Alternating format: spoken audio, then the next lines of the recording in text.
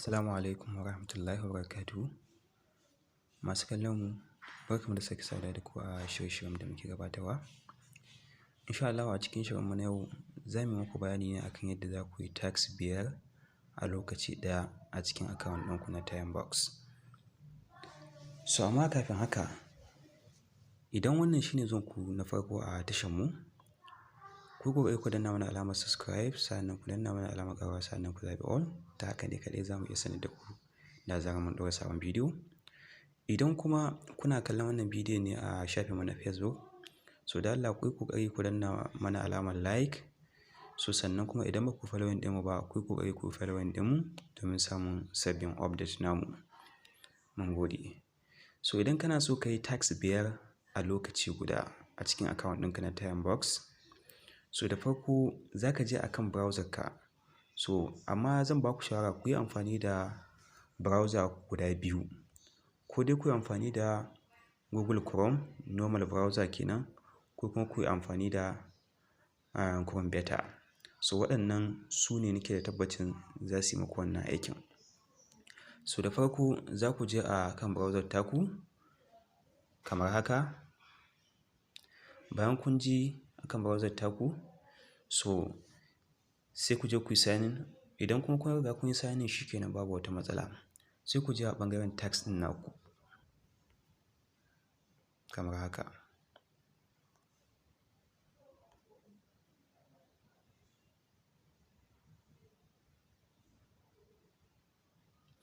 Okay, so bayan kun je ɓangaren tax ɗinku, so sai ku je ku nemo tax ɗin da kuke so ku yi amfani da shi.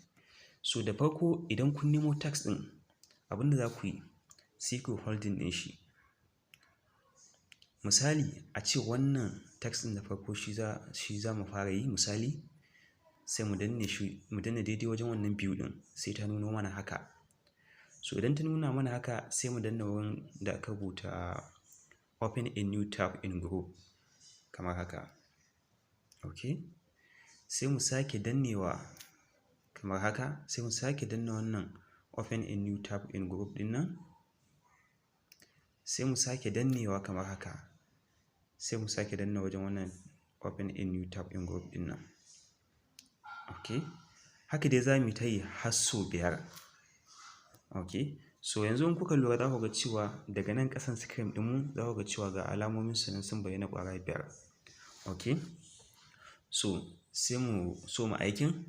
So da yake wannan ne na farko wanda za mu fara amfani da shi, wanda muke so mu yi, sai mu danne shi. Okay, so kun ga abin da ya nuna kamar an riga an yi tax ɗin, sai mu nemo wani a dai ciki. So bari mu danna wannan kamar haka. Okay, so sai mu danna start campaign ɗin nan. So sai mu dawo nan ƙasan screen ɗinmu. So sai mu danna wato shafi na biyu kamar haka. So kun gani ta dawo da mu, so inda za mu shigar da wani tax ɗin. Okay, bari mu danna wannan. So gwaji ne kawai za mu yi muku. Okay, sai mu sake danna start campaign. Bayan mun danna start campaign sai mu dawo shafi na 3 ga nan a ƙasa. So kun ga ta sake dawo da mu wajen tax ɗin. Okay, sai mu je mu nemo wanda muke son shi ma mu yi. Okay, misali duk ga su nan dai wanda kuka ga za ku iya yi sai ku yi. Misali sai mu danna wannan shi ma. Okay, sai mu danna start campaign. To kun ga mun yi guda 3, ko kuma in ce muku mun zaɓi tax 3 wanda muke son za mu yi. So bari mu je mu zaɓi idashin guda 2. Sai mu sake danna nan ƙasan nan wajen shafin nan na gaba kamar haka. Kun gani ta sake dawo da mu daidai wurin. Okay,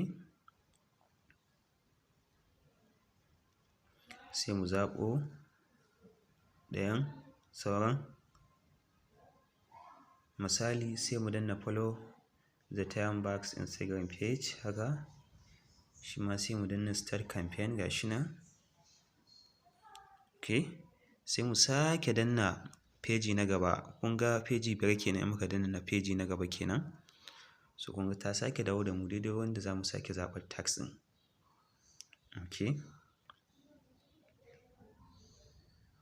misali sai mu danna wannan 2 sai mu danna start campaign. To kun ga yanzu ya nuna mun zaɓi tax 5 kenan wanda muke so za mu yi. So amma ina ba ku shawara kada ya wuce tax 5, saboda idan ya wuce tax 5 so gabaki ɗaya aikin da kuka fara zai rushe. Okay, so sai mu dawo tax ɗinmu na farko wanda muka yi selecting.